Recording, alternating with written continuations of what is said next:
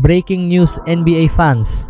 Tuluyan ng tinuldukan ni LeBron James ang lahat ng usap-usapan matapos niyang opisyal na ipahayag nitong Sabado. Sa kanyang desisyong ito, tuluyan na ring natapos ang iba't ibang haka-haka tungkol sa kanyang susunod na destinasyon. Kabilang na ang matagal ng usap-usapan na maaari siyang bumalik sa Miami Heat. Ngunit kahit hindi napunta sa Miami si LeBron James, tila hindi naman nabigo ang Heat sa naging resulta ng off-season. Sa katunayan, itinuturing pa rin ng Miami Heat na matagumpay ang kanilang off-season. Bakit? Dahil bago pa man formal na pumirma si LeBron sa Philadelphia, nakuha na ng Miami ang kanilang pangunahing target, walang iba kundi ang former MVP na si Giannis Antetokounmpo. Marami ang naniniwala na si Giannis ang pinakamalaking prioridad ng Heat ngayong off-season. At para sa organisasyon, ang pagdating ni Giannis ang simula ng isang bagong yugto para sa koponan, anuman ang maging desisyon ni LeBron James. Ngunit habang marami ang nangangarap na makita sina LeBron at Giannis na magsama sa iisang koponan, isang bagong ulat ang nagsiwalat na halos hindi pala ito naging posibilidad. Ayon sa reporter na si Emma Vance, may malaking dahilan kung bakit hindi kailanman naging malapit sa realidad ang tambalan nina LeBron James at Giannis Antetokounmpo sa Miami Heat. Batay sa ulat, bagamat ipinakita ni Giannis sa publiko na open siyang makasama si LeBron, iba umano ang kanyang tunay na pananaw sa likod ng mga kamera. Ayon kay Emma Vance, ngayong nakapagdesisyon na si LeBron James na pumirma sa Philadelphia, maaari ko nang ibahagi ang isang impormasyon mula sa buong proseso. Ayon sa aking source, ipinapakita ni Giannis Antetokounmpo sa publiko na gusto niyang makasama si LeBron, ngunit sa pribado ay hindi siya interesado sa ideyang iyon. Pakiramdam niya ay hindi ito babagay sa roster at sa estilo ng laro na ipinangako sa kanya ng Miami Heat bago siya pumirma. Kung pagbabatayan ng ulat, malinaw na nais ni Giannis na manatiling tapat ang Heat sa orihinal na plano na ipinakita sa kanya noong kinausap siya ng organisasyon. Naniniwala umano siyang kung pipirmahin din ng Miami si LeBron James, mapipilitan ang koponan na baguhin ang roster at maging ang sistema ng paglalaro na ipinangako sa kanya. Sa madaling salita, mas gusto ni Giannis ang proyektong inihanda ng Heat para sa kanya kaysa sa ideya ng pagbuo ng panibagong super team kasama si LeBron James. Matatandaang pumasok ang Miami Heat sa off-season na may napakalaking pressure. Marami ang naniniwala na kung mabibigo silang makuha si Giannis Antetokounmpo, baka mapilitan na silang simulan ng isang pangmatagalang rebuilding process. Ngunit sa halip na rebuilding, isa sa pinakamalalaking bituin sa NBA ang kanilang nakuha. At dahil dito, tuluyang nagbago ang pananaw ng maraming tao tungkol sa kinabukasan ng franchise. Walang duda na kung nadagdag pa si LeBron James, mas lalo sanang lumaki ang excitement ng mga fans. Ngunit para sa Miami Heat, sapat na ang kanilang pinakamahalagang tagumpay ngayong off-season ang pagkuha kay Giannis Antetokounmpo. Dahil sa kanyang pagdating, muling nabuhay ang pag-asa ng Heat Nation. Matapos ang ilang buwang puno ng kawalan ng kasiguraduhan, mas naging positibo ngayon ang pananaw ng mga tagahanga tungkol sa magiging direksyon ng organisasyon. Gayunpaman, hindi pa rito nagtatapos ang trabaho ng Miami Heat.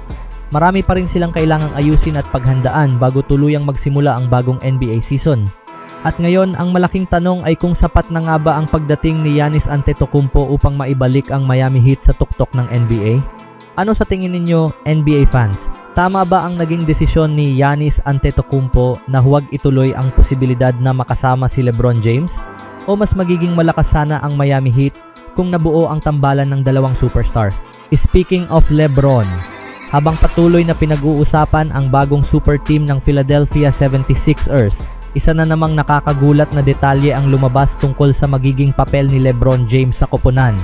At kung totoo ang mga ulat, maaaring ibang-iba ang magiging posisyon niya sa ilalim ng sistema ni head coach Nick Nurse. Narito ang buong detalye. Sa ngayon, malamang ay nakita na ninyo ang inaasahang starting five ng Philadelphia 76ers matapos ang pagdating ni LeBron James.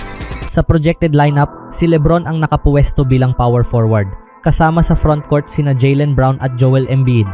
Samantala sa backcourt naman ay makakasama niya ang batang superstar na si Tyrese Maxey at ang isa pang rising star na si VJ Edgecombe.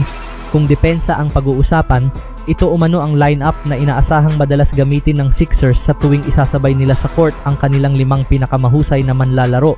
Ngunit pagdating sa opensa, tila may ibang plano si Nick Nurse at ang coaching staff. Ayon sa mga ulat, hindi nila balak gamitin si LeBron James bilang isang ordinaryong power forward sa opensiba. Sa halip, mayroon silang mas kakaibang plano. Noong nakaraang season kasama ang Los Angeles Lakers, unti-unting naging ikatlong scoring option si LeBron James.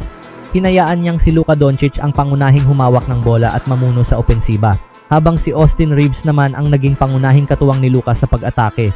Dahil dito marami ang nag-akala na ganoon din ang magiging papel ni LeBron sa Philadelphia. May dahilan din naman ang ganitong pananaw. Parehong nangangailangan ng bola sina Tyrese Maxey at Joel Embiid upang maging epektibo sa kanilang laro. Idagdag pa rito si Jaylen Brown na matagumpay na ginampanan ang pagiging pangunahing scoring option ng Boston Celtics bago bumalik si Jason Tatum noong nakaraang season.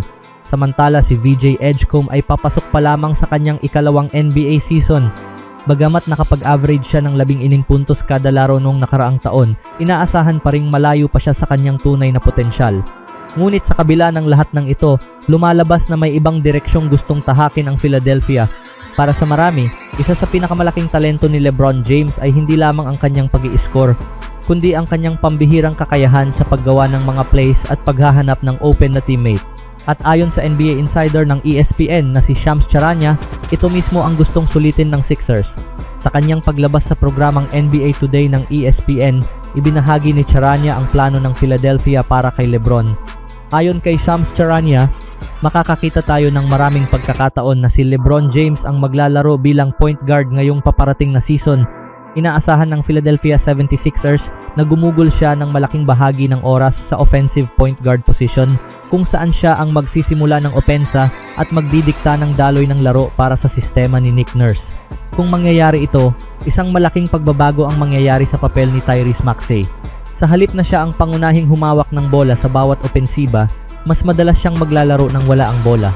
At ayon sa maraming basketball analysts, maaari pa itong maging mas kapaki-pakinabang para sa kanyang laro bilang scorer. Matatandaang hindi nagtagal bago sumabog ang talento ni Maxey sa NBA. Sa kanyang ikalawang season noong 2021 to 2022, kasabay ng pagdating ni James Harden sa Philadelphia, tumaas ang kanyang average mula 8 points kada laro bilang rookie tungo sa 17.5 puntos kada laro. At lalo pa itong umangat sa sumunod na season nang mag-average siya ng 20.3 points bawat laro, habang si Harden ang pangunahing nagpapatakbo ng opensiba ng Sixers. Mula nang umalis si James Harden, kinilala si Maxey bilang isa sa pinakamahusay na lead guard sa NBA. Ngunit may isang bahagi ng kanyang laro ang bahagyang bumaba, ang kanyang shooting efficiency. Noong season na magkasama sila ni Harden noong 2022 to 2023, nagtala si Maxey ng career best na 43.4% sa 3-point shooting. Nakapagtala rin siya ng pinakamataas na true shooting percentage na .605 sa kanyang karera. Mas malinaw pa ang pagkakaibang ito kapag tiningnan ang kanyang shooting numbers noong nakaraang season. Sa regular season ng 2025 to 2026, tumira lamang si Maxey ng 33.5% sa pull-up 3-pointers. Ngunit kapag catch and shoot ang sitwasyon, umakyat ang kanyang shooting sa 41.7%. Mas kapansin-pansin pa ito sa playoff. Bumaba pa sa 31.4% ang kanyang pull-up 3-point shooting. Samantalang umakyat naman sa 43.5% ang kanyang catch and shoot accuracy. Dahil dito, naniniwala ang marami na kung si LeBron James ang magiging pangunahing playmaker ng Sixers, mas marami at mas dekalidad na shooting opportunities ang makukuha ni Tyrese Maxey. Ano sa tingin ninyo, NBA fans? Tama ba ang plano ng Philadelphia 76ers na gawing pangunahing point guard si LeBron James sa opensiba? At sa tingin ba ninyo ay mas magiging mapanganib si Tyrese Maxey bilang isang catch and shoot scorer? Ibahagi ang inyong opinion sa comment section at huwag kalimutang mag-like, mag-subscribe at i-hit ang notification bell para lagi kayong updated sa pinakamaiinit na balita sa mundo ng NBA.